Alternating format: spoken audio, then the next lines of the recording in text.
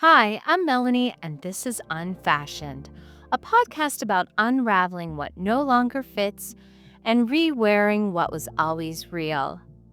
I hope you are staying nice and cozy and warm. And in the last episode, we talked about winter and what it means to dress for comfort and protection, choosing layers that hold you when life slows down.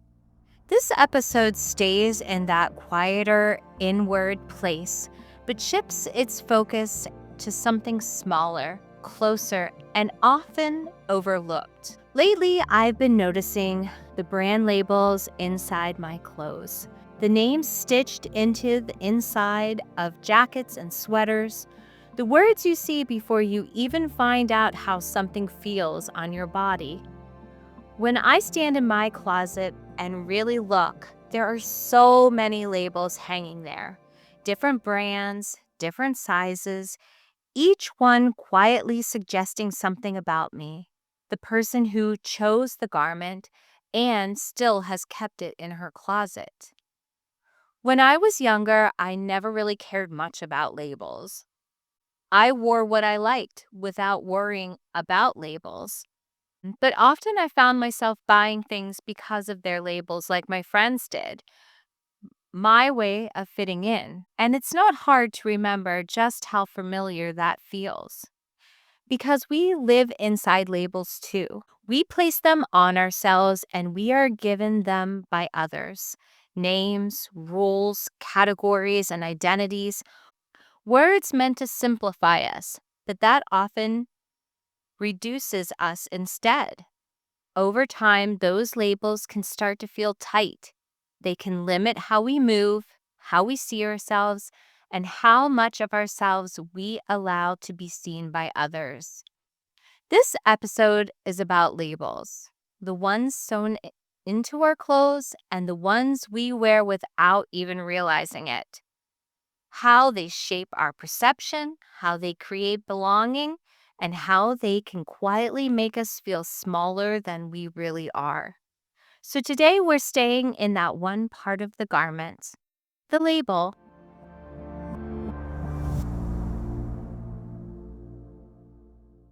Brand labels begin telling a story before you even try something on. They suggest a trend, a category, a mood, and often a sense of belonging before the fabric even touches your skin. A name stitched inside a garment can make you feel confident, polished, and relevant. Sometimes they suggest status, like you're cooler, more put together, or more worthy because you're wearing a certain name.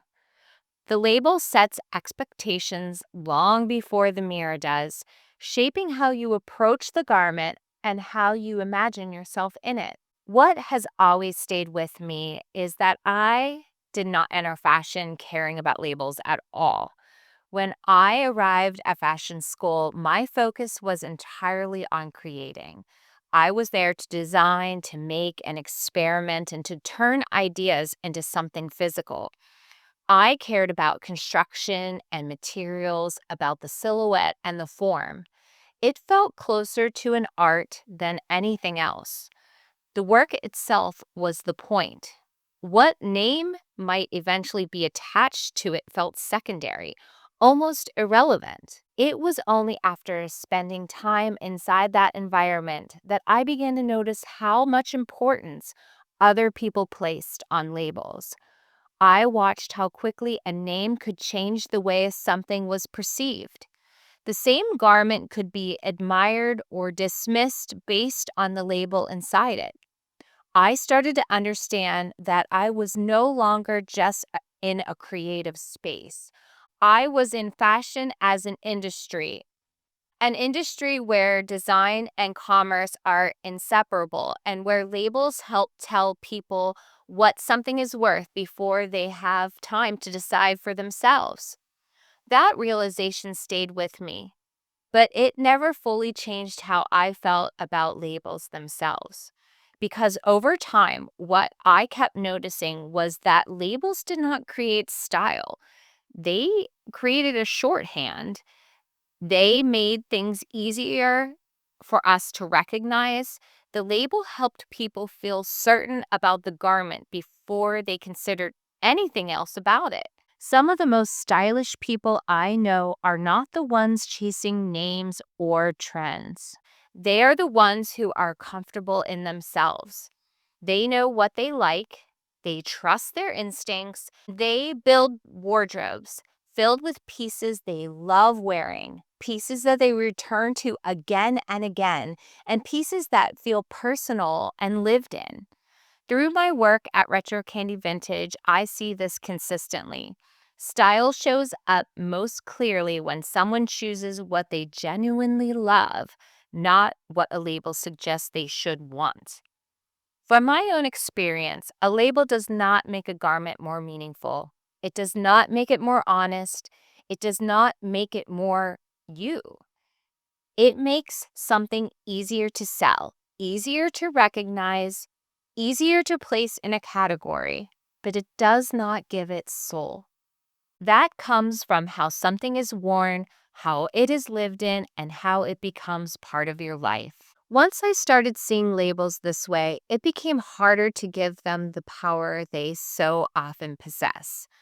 I began to pay more attention to how something felt on my body, how it moved with me, and whether it reflected who I actually was. The label became just one small detail, not the whole story itself. Working as a designer inside a major brand changed my relationship with labels in a very specific way. When you are inside the system, the mystique disappears. The name stops being inspirational and starts being operational. I saw how garments were developed, how decisions were made, how much intention went into maintaining a consistent identity. At Calvin Klein, a label carried enormous weight, but also from inside, it felt less like magic and more like structure. The brand became a set of rules to design within, a language, a point of view that had to remain recognizable no matter what. The label wasn't about self expression anymore. It was about consistency, about restraint, and about fitting into a very specific idea of what the brand was supposed to be season after season. That experience was clarifying. It taught me that labels are not neutral. They shape what is allowed. They decide what fits and what does not. They influence how much freedom exists before something stops belonging. From the outside, a label can feel expansive, but from the inside, it can feel very narrow.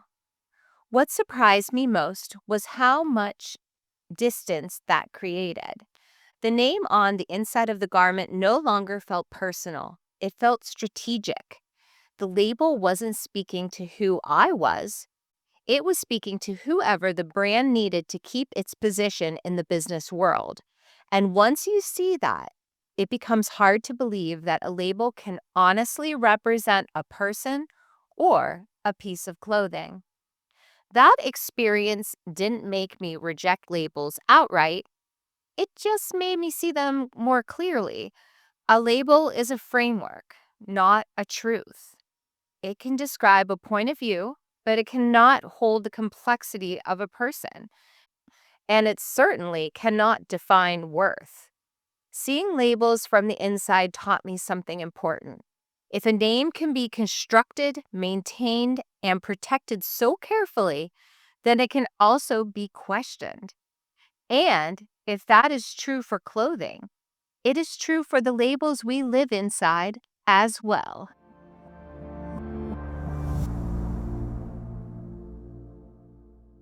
Adverse labels we live in can feel useful, but are they? They help you move through the world without having to explain yourself too much. The labels give people a shortcut to understanding you, or at least thinking they do. Think back to your school days. Were you labeled a geek because you were smart? Perhaps you wore the label of popular, athlete, attractive, unattractive, or something like that. Some of us accept the labels we are given. Some try to change them, and some actually do because over time, something subtle happens. The label that once felt helpful starts to feel tight. You notice it in small moments when the word no longer fits the way it used to. When you feel yourself editing what you say or how you show up so you don't contradict the label that you've been living inside. When you realize you're being understood quickly, but not deeply. Labels were never meant to explain an entire person, just like a brand on a garment was never meant to define style. Sometimes you see someone wearing something incredibly expensive, impeccably made, and even couture level, and yet it doesn't feel like them at all. The garment is wearing the person instead of the other way around.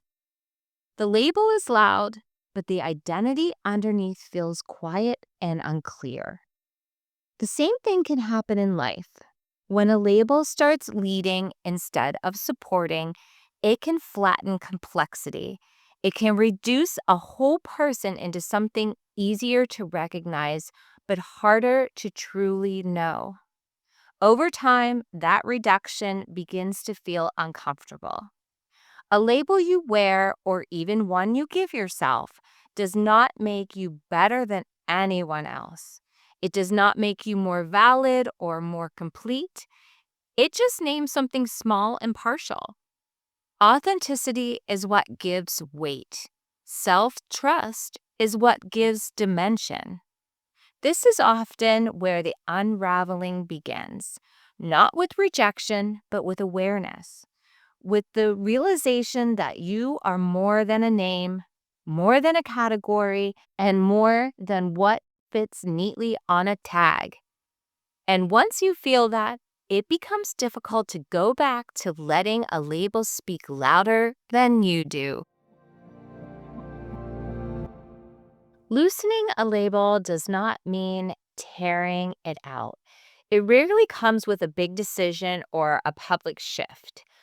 Most of the time, it begins internally when something that once felt right no longer does. In clothing, this can happen when everything looks correct, the label is respected, the piece makes sense on paper, but once you are wearing it, something feels off. You feel stiff. You feel like you are performing in the garment instead of living in it. The label says you should feel confident, but your body disagrees. Life and work can feel the same way. You can be inside the right role, the right title, and the right category and still feel disconnected. From the outside, it looks aligned. From the inside, it feels restrictive. You start moving according to the expectation instead of instinct. You begin shaping yourself to fit the label instead of letting the label adapt to who you are becoming. This is where unraveling shifts in season 2. It's no longer about removing everything that came before. It's about loosening the grip on what no longer leads you well. Letting the label exist without letting it define the whole of you. Allowing yourself to be larger than the role, the name, or the category that you have been placed in.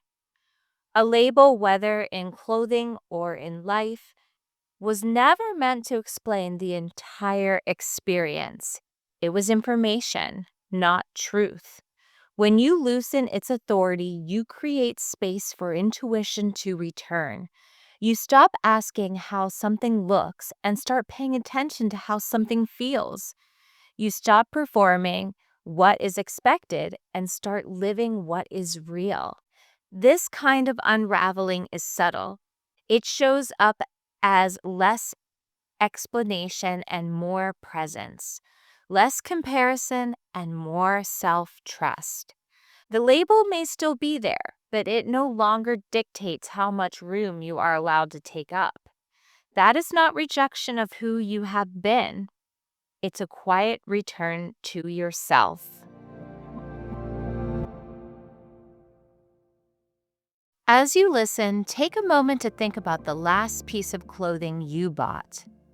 Ask yourself gently, did you choose it because of the label or because of how it actually felt to you? Did the name inside the garment offer a sense of confidence, trendiness, or belonging before you even tried it on? Sometimes a label can make us feel accepted, current, or part of something larger, like we've been let into a club. But labels work the same way in life.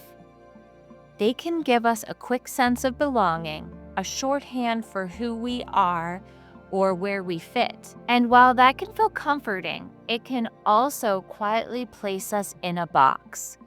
A label can make it easier to recognize, but harder to truly know, even by ourselves. Listening to yourself is where that starts to shift. When you begin to quiet the pull of labels, you start to hear your own intuition more clearly. What feels right on your body? What feels honest in your life?